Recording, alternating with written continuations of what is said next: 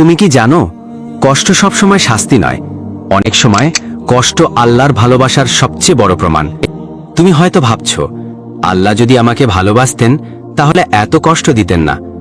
আজ আমরা জানব সেই 4টি কষ্ট যা আল্লাহ কেবল তার প্রিয় বান্দাদেরই দিয়ে থাকেন। প্রথম কষ্ট, দোয়া কবুল হতে দেরি হওয়া। তুমি হয়তো অনেক দিন ধরে দোয়া করছো, কিন্তু এখনো কবুল হচ্ছে না। তুমি হয়তো ভাবছ, আল্লাহ কি আমার দোয়া শুনছেন না? কিন্তু সত্যি হলো, তিনি শুনছেন, শুধু তোমার জন্য উপযুক্ত সময়ের অপেক্ষায় আছেন।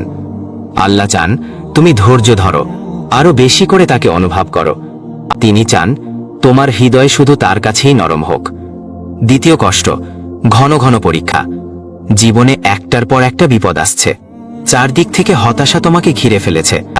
এটাই আল্লাহর ভালোবাসার প্রমাণ। ঠিক যেমন আগুনে গলে সোনা খাঁটি হয়, তেমনি কষ্টে একজন মুমিন পবিত্র হয়।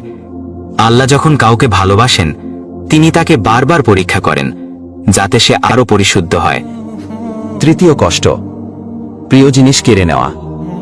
তুমি হারিয়েছ ভালোবাসা, কাজ, অর্থ কিংবা কোনো মানুষকে। হয়তো ভাবছ, কেন? আল্লাহ জানেন, হয়তো সেই জিনিসটা তোমার জন্য ক্ষতিকর হয়ে যাচ্ছিল, তাই তিনি তোমার পথ পরিষ্কার করেছেন, যেন তুমি আরো ভালো কিছু পেতে পারো। তিনি যা কেড়ে নেন, তার চেয়েও অনেক উত্তম কিছু দিতে চান। চতুর্থ কষ্ট, তোমার চারপাশে অনেক মানুষ থাকা সত্ত্বেও তুমি নিজেকে একা অনুভব করো। এই একাকিত্ব তোমাকে বোঝানোর জন্য যে তুমি সবার কাছে ছিলে, কিন্তু আমার কাছে আসোনি। অনেক সময় আল্লাহ আমাদের সব সম্পর্ক ভেঙে দেন, সব দরজা বন্ধ করে দেন, শুধু যেন তুমি একটা দরজায় কড়া নাড়ো। এই 4টি কষ্ট যদি তোমার জীবনে থাকে, তবে ভয় পেও না। এই কষ্টগুলো আল্লাহর ভালোবাসার চিহ্ন।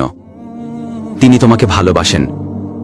তুমি যদি ধৈর্য ধরো, তাহলে এই কষ্টগুলোই তোমার জীবনের সবচেয়ে বড় নিয়ামত হয়ে দাঁড়াবে।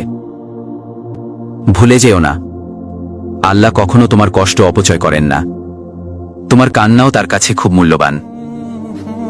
আল্লাহ তোমার সব কষ্ট সহজ করে দিন। ভিডিওটি কেমন লাগলো তা কমেন্ট করে জানাতে ভুলবে না। আসসালামু আলাইকুম।